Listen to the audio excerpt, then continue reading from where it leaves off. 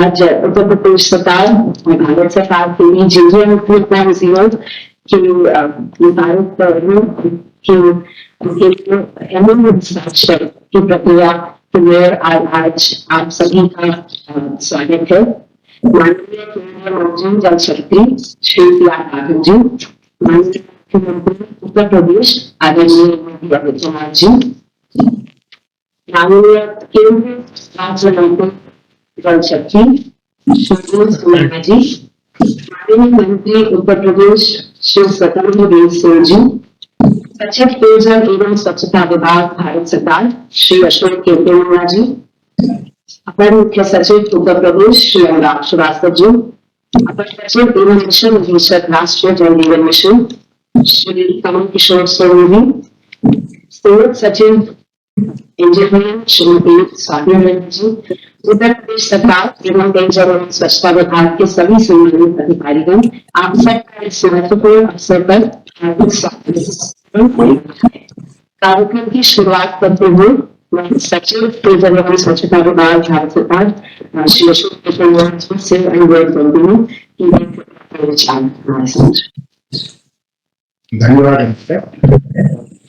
माननीय केंद्रीय जल शक्ति मंत्री श्री सी.आर. पाटिल जी, माननीय मुख्यमंत्री उत्तर प्रदेश श्री योगी आदित्यनाथ जी, श्री समन्वय जी राज्य मंत्री जल शक्ति मंत्रालय, माननीय जल शक्ति मंत्री उत्तर प्रदेश श्री स्वतंत्र देव सिंह जी, श्री अनुराग श्रीवास्तव जी, अतिरिक्त मुख्य सचिव ग्रामीण जलापूर्ति विभाग उत्तर प्रदेश और अन्य अधिकारीगण, आप सभी का आज के इस महत्वपूर्ण दिन पर हार्दिक स्वागत है। आज हम सभी के लिए यह एक महत्वपूर्ण दिन है क्योंकि आज जल जीवन मिशन के तहत उत्तर प्रदेश के साथ एमओयू होने जा रहा है। इस एमओयू का उद्देश्य भी यही है कि हम सिर्फ पाइपलाइन और ढांचा बनाने तक सीमित न रहें, बल्कि हर घर तक पानी की नियमित, सुरक्षित और भरोसेमंद सेवाएं पहुंचाएं। यह एमओयू ग्राम पंचायतों को अधिक अधिकार और जिम्मेदारी देने की दिशा में बड़ा कदम है ताकि काम गांव के स्तर पर ही बेहतर तरीके से हो सके। अब ग्राम पंचायत गांव के भीतर पानी की पूरी व्यवस्था के संचालन और रखरखाव के लिए जिम्मेदार होंगी। इसके साथ साथ जिले में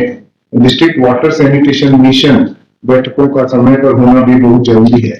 ताकि जिले के सभी गांवों के लिए सेचुरेशन प्लान बनाया जा सके और हर पंचायत को हर घर जल प्रमाणित किया जा सके।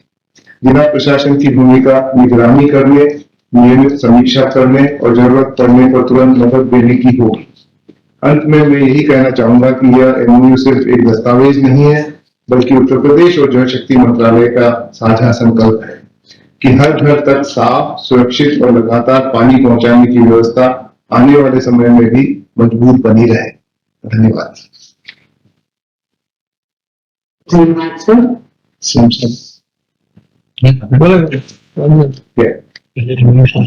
कार्यक्रम के मुख्य भाग की ओर बढ़ते हुए मैं भारत सरकार से संयुक्त सचिव श्रीमती स्वाति नायक और उत्तर प्रदेश से अपर मुख्य सचिव श्री अनुराग श्रीवास्तव जी को अनुरोध करती हूँ कि वे एमओयू हस्ताक्षर की प्रक्रिया प्रारंभ।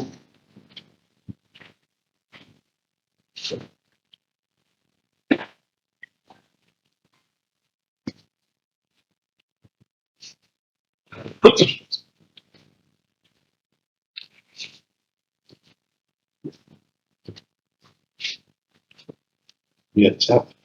ये अच्छा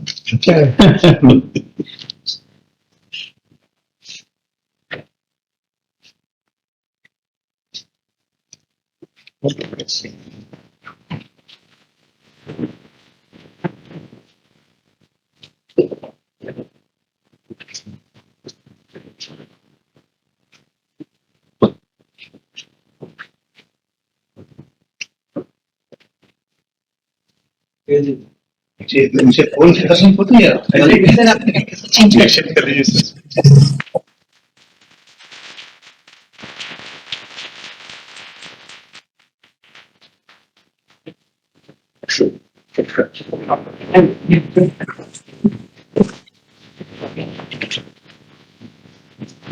धन्यवाद।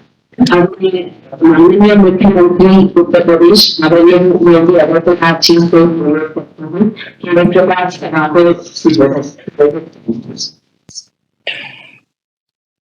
आदरणीय प्रधानमंत्री जी की महत्वाकांक्षी पेयजल स्कीम जल जीवन मिशन के तहत गांव के अंतिम पायदान पर बैठे हुए व्यक्ति को भी शुद्ध पेयजल उपलब्ध कराने के लिए की गई पहल के तहत केंद्र और राज्य सरकार के बीच में जल जीवन स्कीम की सफल क्रियान्वयन के उद्देश्य से किए जा रहे आज के इस एमओयू कार्यक्रम में केंद्रीय जल शक्ति मंत्री माननीय CR पाटिल जी, राज्य मंत्री जल शक्ति मंत्रालय भारत सरकार माननीय श्री बी सोमन्ना जी, उत्तर प्रदेश सरकार में मंत्रिमंडल के मेरे सहयोगी प्रदेश के जल शक्ति मंत्री श्री स्वतंत्र देव सिंह जी, सचिव पेयजल और स्वच्छता विभाग भारत सरकार श्री अशोक के मीना जी, उत्तर प्रदेश के अपर मुख्य सचिव ग्रामीण जलापूर्ति एवं नमामि गंगे श्री अनुराग श्रीवास्तव जी, केंद्र सरकार और राज्य सरकार से जुड़े हुए हमारे सभी वरिष्ठ अधिकारीगण, मैं सबसे पहले आज के इस एमओयू के लिए केंद्रीय जल शक्ति मंत्री माननीय CR पाटिल जी को और उनकी पूरी टीम को हृदय से धन्यवाद दूंगा कि हम काफी दिनों से इस बात का इंतजार कर रहे थे कि ये सभी कार्यक्रम आगे बढ़ें, जिससे आदरणीय प्रधानमंत्री जी के विजन को जमीनी धरातल पर प्रभावी ढंग से दोनों सरकारें मिलकर के लागू कर सके। देश के अंदर जल जीवन मिशन के अंतर्गत सबसे अधिक लाभान्वित होने वाली आबादी देश के सबसे बड़े राज्य उत्तर प्रदेश की है और इस देश से मैं इस महत्वाकांक्षी स्कीम के लिए विजन देने के लिए और इस पर पर्याप्त धनराशि उपलब्ध करवाने के लिए आदरणीय प्रधानमंत्री जी का हृदय से उत्तर प्रदेश वासियों की ओर से आभार भी व्यक्त करता हूं। मैं केंद्रीय मंत्री माननीय CR पाटिल जी और उनकी टीम को अवगत कराना चाहता हूं कि उत्तर प्रदेश देश के अंदर 1,05,000 से अधिक राजस्व गांवों को उत्तर प्रदेश के अंदर 1,05,000 से अधिक राजस्व गांव हैं, जिनमें से 10,000 से अधिक गांव ऐसे हैं जिनमें पहले से ही पेयजल की सुविधा पाइपलाइन के माध्यम से उपलब्ध है। 85,000 से अधिक ग्राम पंचायतें ऐसी थी जहां पर पेयजल की कोई भी स्कीम नहीं थी, वहां पे हैंडपंप के माध्यम से या फिर तालाबों से या नदियों से जनता जल लेती थी। परिणाम था पर्याप्त जल संसाधन होने के कारण सामान्यतः लोगों को इसकी समस्या नहीं थी, लेकिन प्रदूषित जल के कारण बहुत बार तमाम प्रकार की बीमारियों के कारण असमय मौत की शिकायतों में काफी वृद्धि हुई थी। मैं केवल एक उदाहरण दूंगा। पूर्वी उत्तर प्रदेश में पर्याप्त जल संसाधन है, लेकिन पूर्वी उत्तर प्रदेश में इंसेफ्लाइटिस से प्रतिवर्ष हजारों मौतें होती थी। इन हजारों मौतों का परिणाम वहां पर प्रतिवर्ष जब हम लोगों ने इन सभी आंकड़ों को लेकर के AI टूल के माध्यम से इसकी एनालिसिस की तो पता लगा कि खुले में शौच और अशुद्ध पेयजल के कारण ये मौतें हो रही हैं। आज जल जीवन मिशन के तहत जब उन गांवों में शुद्ध पेयजल की उपलब्धता हुई और हर घर में शौचालय बने, जिन क्षेत्रों में 40 वर्ष में 50,000 से अधिक मौतें हुई थी, आज मुझे बताते हुए प्रसन्नता है कि गत 5 वर्षों में मौत के आंकड़ों को 0 तक पहुंचाने में हमें सफलता प्राप्त हुई है। और इसका श्रेय मैं आदरणीय प्रधानमंत्री जी के इस विजन को देता हूं, जो उन्होंने स्वच्छ भारत मिशन में हर घर में शौचालय और जल जीवन मिशन के अंतर्गत हर घर नल की इस स्कीम को जारी किया, इसको लागू किया। दूसरा, उत्तर प्रदेश में स्कीम लागू होने के साथ ही हम लोगों ने जो भी कार्यदायी संस्था और कॉन्ट्रैक्टर थे उनको इस बात के लिए सुनिश्चित किया कि हम लोग 10 वर्ष तक कार्य के कंप्लीशन के बाद 10 वर्ष तक इसके रख रखाव की जवाबदेही भी उनके साथ करेंगे। और यह उत्तर प्रदेश के अंदर अब तक जिन 37,500 से अधिक गांवों में नियमित पेयजल की आपूर्ति की जा रही है, उसमें 14,500 से अधिक गांव ऐसे हैं जहां संपूर्ण कार्यक्रम भी वहां पे पेयजल की आपूर्ति नियमित रूप से हो ही रही है, लेकिन संचालन और अनुरक्षण के कार्यक्रम का दायित्व भी सफलतापूर्वक वहां पर क्रियान्वित किया जा रहा है। आदरणीय प्रधानमंत्री जी ने एक अन्य बात के लिए कहा था कि हर प्राथमिक विद्यालय, हमें विद्यालयों में ड्रॉप आउट रेट को देखना चाहिए। और अक्सर ये मान्यता होती थी कि ड्रॉप आउट रेट का कारण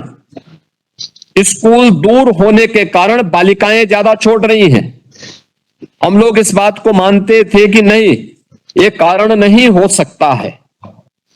और हम लोगों ने सारे डाटा इकट्ठा किए। इकट्ठा करने के बाद जब हम इस निष्कर्ष पर पहुंचे तो हमें लगा कि नहीं, ड्रॉप आउट रेट का कारण उन विद्यालयों में बालक बालिकाओं के लिए अलग अलग टॉयलेट का अभाव और शुद्ध पेयजल की आपूर्ति न होना है। ये दोनों उत्तर प्रदेश के अंदर अकेले बेसिक शिक्षा परिषद के 1,56,000 से अधिक विद्यालयों में और आंगनबाड़ी के भी 1,56,000 से अधिक आंगनबाड़ी केंद्रों में आज के दिन पर अलग अलग बालक और बालिकाओं के लिए टॉयलेट बने हैं। शुद्ध पेयजल की आपूर्ति आज के दिन पर इन सभी संस्थानों में भी उपलब्ध कराई जा रही है और ड्रॉप आउट रेट को हम 0 तक पहुंचाने में इसके माध्यम से हमें सफलता प्राप्त हुई है। ये आंकड़े बताते हैं कि ये परिणाम आज उत्तर प्रदेश के अंदर स्वास्थ्य के क्षेत्र में और शिक्षा के क्षेत्र में जो किसी भी व्यवस्था की एक महत्वपूर्ण कड़ी होती है, वो अत्यंत महत्वपूर्ण है। उत्तर प्रदेश के अंदर हम लोगों की प्रारंभ में यह मान्यता थी कि हम केवल बुंदेलखंड और बिंद क्षेत्र जहां पर जल का अभाव है, बुंदेलखंड के सूखे में और बिंद के क्षेत्र के पठारी क्षेत्र में केवल ये स्कीम लागू होनी चाहिए। और थर्ड फेज में हम लोग इस बात के लिए तैयार थे कि हम लोग जैसे गंगा के तटवर्ती क्षेत्रों में आर्सेनिक से जुड़े हुए क्षेत्र हैं, बलिया से लेकर के प्रयागराज तक, यमुना से जुड़े हुए क्षेत्र में प्रयागराज से लेकर के मथुरा तक, इस बेल्ट में फ्लोराइड के कारण तमाम प्रकार की समस्याएं खड़ी हो रही थी। थर्ड फेज में हम उन क्षेत्रों को लेना चाहते थे, लेकिन 2023 में भारत सरकार ने इसके बारे में कहा कि नहीं, किसी भी स्थिति में हमारा प्रयास होना चाहिए कि पेयजल की स्कीम के अंतर्गत एक साथ उन सभी गांवों को लिया जाए जहां पे पेयजल की सुविधा नहीं उपलब्ध, अब तक पाइप पेयजल की स्कीम नहीं है। और इसी के तहत 85,000 से अधिक राजस्व गांवों को उसके साथ जोड़ा गया है, जिसमें सफलतापूर्वक सारी स्कीम क्रियान्वित हुई है। मुझे प्रसन्नता इस बात की है और मैं बार बार इस बात का पक्षधर रहा हूं कि जो भी कार्य उत्तर प्रदेश के अंदर हो रहे हैं या किसी भी राज्य में हो रहे हैं, एक ज्वाइंट टीम बननी चाहिए जो उसका इंस्पेक्शन करे और उसके अनुसार उसका भुगतान करके ये सुनिश्चित करें कि ये अगले 10 वर्ष तक इन योजनाओं को सफलतापूर्वक क्रियान्वयन करने का काम संबंधित ग्राम पंचायत को, कॉन्ट्रैक्टर को और कार्यदायी संस्था को निर्वहन करना होगा। और आज वह दिन आया है जब हम लोग इस स्कीम के साथ जुड़ रहे हैं और मैं माननीय केंद्रीय मंत्री श्री CR पाटिल जी को, श्री B सोमन्ना जी को भी आमंत्रित करूंगा कि वह जो उत्तर प्रदेश के वे क्षेत्र हैं जो कभी सूखे क्षेत्र माने जाते थे, खासतौर पर बुंदेलखंड और बिंद क्षेत्र में, मैं कल स्वयं भी बिंद क्षेत्र में मिर्जापुर में गया था और मिर्जापुर में मैंने स्वयं इस स्कीम की तमाम योजनाओं के बारे में और वहां की स्कीम की समीक्षा भी वहां पर की थी। मुझे आश्चर्य होता है कि हर व्यक्ति इस बात को स्वीकार करता है कि हाँ साहब, पेयजल हमारे यहां पहुंचा है। रोड कटिंग की समस्या कुछ क्षेत्रों में आई है क्योंकि जुलाई 24 से अभी तक कोई धनराशि उन क्षेत्रों में नहीं गई, तो जो योजनाएं अधूरी थी वहां पे पाइप पेयजल की स्कीम के तहत जो पाइपलाइन बिछाई गई थी उसमें कुछ जगह समस्याएं आई हैं। इधर हम लोगों ने राज्य से कुछ धनराशि जल शक्ति विभाग को उपलब्ध करवाया और कहा कि भाई आप जब तक केंद्र सरकार से पैसा आता है, जिन योजनाओं में 90 से 95% काम हो चुका है वहां पर आप उनको कार्यों को पूरी तरह अनुरक्षण के साथ जोड़िए, सफलतापूर्वक वहां पे पेयजल उपलब्ध करवाइए और केंद्र सरकार से पैसे की प्रत्याशा में आप उन योजनाओं को क्रियान्वित करके आगे बढ़ाइए। ये सभी कार्य वहां पर मैंने अपनी आंखों से देखा कि सफलतापूर्वक ये चीजें चल रही हैं और मैं चाहूंगा कि हमारे माननीय केंद्रीय मंत्री पाटिल जी भी और सोमन्नाथ जी भी एक बार यूपी में आकर के, और जो सबसे सूखाग्रस्त क्षेत्र था बुंदेलखंड के बारे में, तो वहां की महिलाएं अपने सामान्य उसमें भी इस बात को कहती थी कि मेरा जो है पति को भले कुछ हो जाए लेकिन मेरी जो गगरी है पानी की ये न फूटने पाए। यह एक मान्यता वहां पर थी। पानी की क्या कीमत थी और कितनी दूर से लोगों को पानी लेकर के आना पड़ता था। लेकिन आज बुंदेलखंड में भी हर घर नल की योजना सफलतापूर्वक क्रियान्वित होती हुई दिखाई दे रही है और आज का ये एमओयू इस बात की गवाही दे रहा है कि यह आदरणीय प्रधानमंत्री जी के विजन को जमीनी धरातल पर और प्रभावी ढंग से लागू करने के लिए दोनों सरकारें मिलकर के उसको आगे बढ़ाने में सफल हो पाएंगी। मैं आज के इस अवसर पर इस पहल के लिए माननीय केंद्रीय मंत्री श्री CR पाटिल जी को, माननीय सोमन्नाथ जी को, केंद्रीय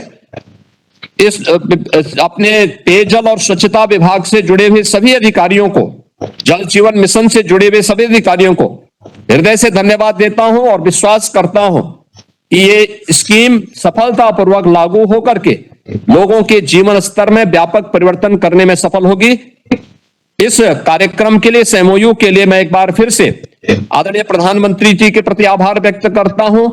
और केंद्रीय मंत्री जी को हृदय से धन्यवाद देता हूं। बहुत बहुत धन्यवाद। धन्यवाद सर। जल शक्ति मंत्री श्री CR पाटिल जी से विनम्र निवेदन करती हूँ कि वे अपने विचारों से हमारा मार्गदर्शन करें। नमस्कार। केवल साइन करने के इस कार्यक्रम में वर्चुअल उपस्थिति में उत्तर प्रदेश के माननीय मुख्यमंत्री श्री योगी जी, हमारे मंत्री एवं श्री सोमन्नाथ जी, उत्तर प्रदेश का मंत्री श्री सतपाल देव जी, सेंट्रल की मीरा जी, अनुराग जी, कमल जी, स्वाति जी, सभी अधिकारीगण। अब मुख्यमंत्री जी, मैं आपको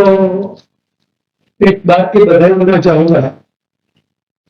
कि उत्तर प्रदेश पूरे देश में सबसे बड़ा राज्य है और जल जीवन मिशन का जो टोटल बजट है करीब 8 लाख करोड़ है, उसमें से 1 करोड़ 52 लाख, यानी 1.5 लाख करोड़ ये आपके क्षेत्र में, आपके प्रदेश में जल जीवन मिशन के लिए खर्च होना है। तो एरिया बहुत बड़ा है, गांव बहुत है, पैसा भी बहुत है। मगर आपने देखा होगा कि परसों राज्यसभा में उत्तर प्रदेश के कांग्रेस के सांसद श्री प्रमोद तिवारी और सांसद राम गोपाल जी ने 2 प्रश्न उठाए थे और उसका जवाब तो मैंने उनको डिटेल में दिया था। मगर ये जो उनके मन में भावना बनी थी, उसका जो अत्याचार होता है उसको भी रोकना चाहिए। जो टोटल इंक्वायरी हुई थी माननीय प्रधानमंत्री जी की ओर से, जो टीम बना के भेजी गई थी, उसको पूरे देश में 18,000 से ज्यादा कंप्लेन आई थी। उसमें से 17,000 कंप्लेन उत्तर प्रदेश से दर्ज हुई थी। मगर उसका सोल्यूशन भी आपके यहाँ से हुआ है। फिर भी जो भी हुआ, जो वाक्य होगा उसके ऊपर भी एक्शन लेने चाहिए। सबसे बड़ा जो हुआ है प्रोडक्ट की, जो कुछ पानी की टंकी जो गिर गई,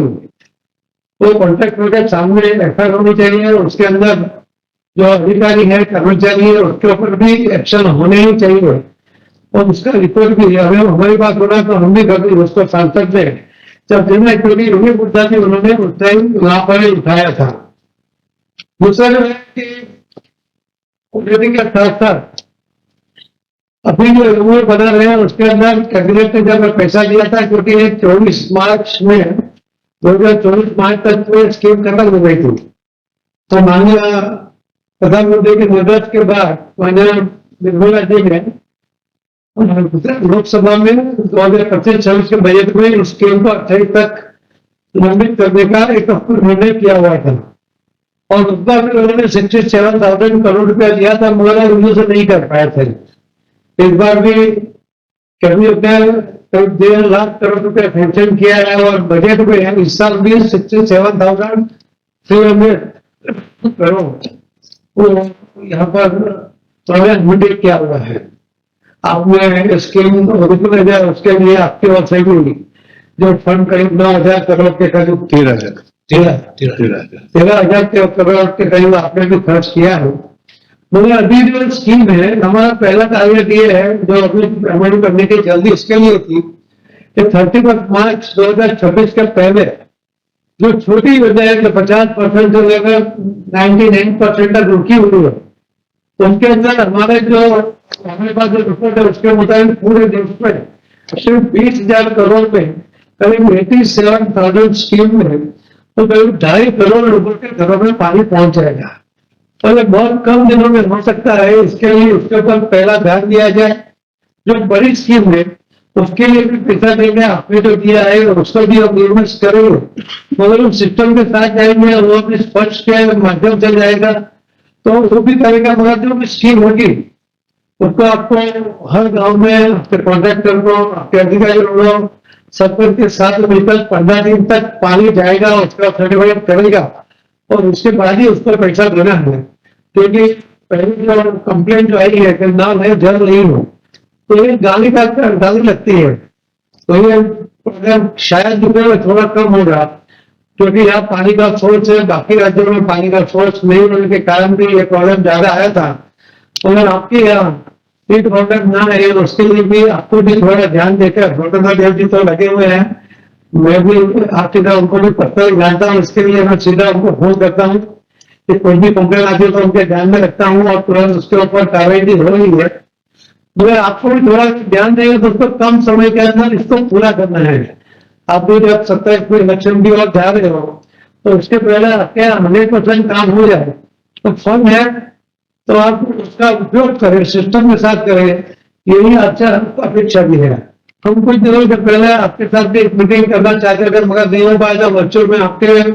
राज्य के सभी कलेक्टर के साथ और आपकी उपस्थिति में वर्चुअल मीटिंग करनी थी, क्योंकि जो जल जीवन मिशन में हमें पानी के सोर्स कई जगह कम पड़े, मगर माननीय प्रधानमंत्री मोदी साहब ने जो जल संचय जन भागीदारी से जल आंदोलन में परिवर्तित करने का सूत्र दिया था, और उसके अंदर पहले तो जो अभी तक 44 लाख जो स्ट्रक्चर बने हैं उसके अंदर सरकार की ओर से कोई पैसा डाला नहीं गया, सभी लोगों की ओर से बहुत पैसा उसके अंदर खर्च हुआ है। मगर इस बार काउंसिल ऑफ मिनिस्टर की मीटिंग में माननीय प्रधानमंत्री जी ने एग्रीकल्चर मिनिस्टर को, चौहान साहब को कहा था कि आप उसके अंदर मनरेगा में से पैसा दे दिए, और टोटल 88,000 में से 32,000 करोड़ रुपया पूरे देश में सभी जिलों में सभी कलेक्टर को रेन वाटर हार्वेस्टिंग के लिए खर्च करने के लिए दिए थे। जैसे वहां के दाग जो रखने में पानी नहीं है,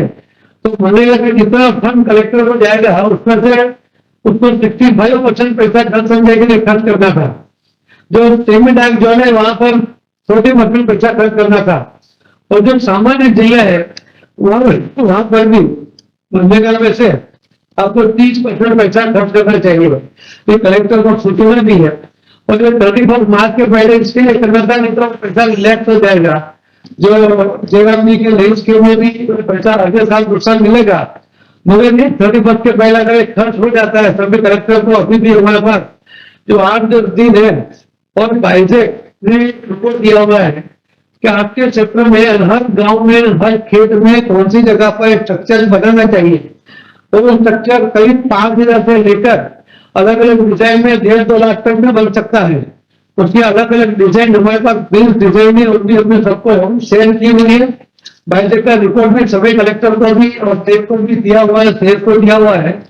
तो उसके लिए भी एक मीटिंग आपके ओर से रखकर अगर सभी कलेक्टर को सूचित करेंगे तो जितना जल संचय होगा, तो जो जल की आपूर्ति कम होती है, वहां जो प्रॉब्लम आते हैं जल जीवन मिशन में, तो जल जीवन मिशन को भी जल संचय की वजह से फायदा होगा।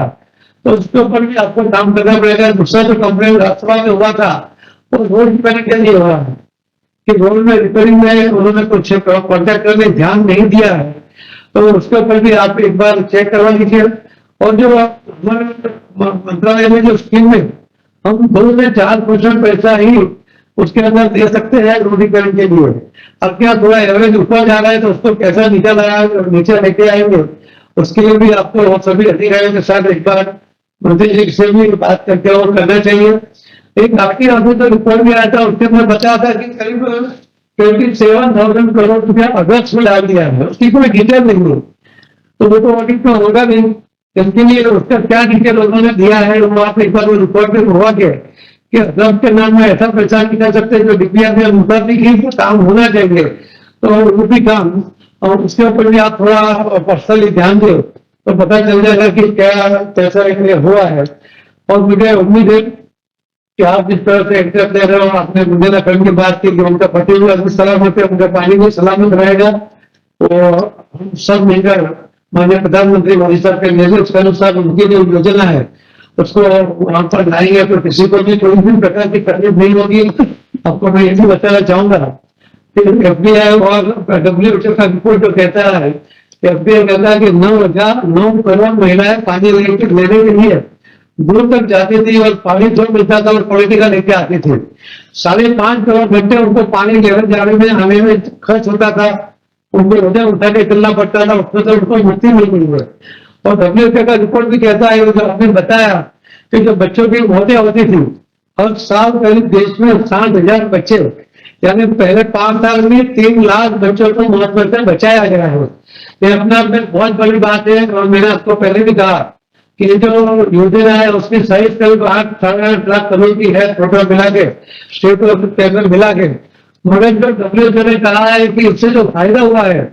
कि लोगों का जो आरोग्य के लिए अपना पैसा खर्च होता था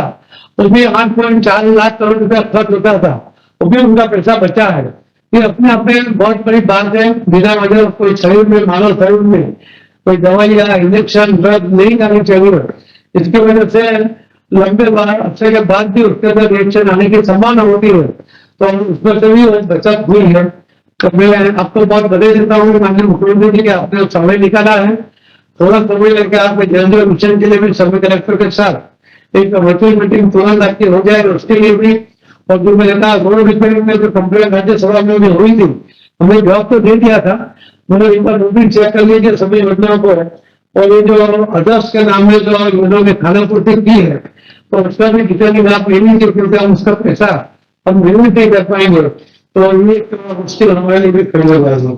आपकी उपस्थिति के लिए आज MOU आपका 3रा MOU है।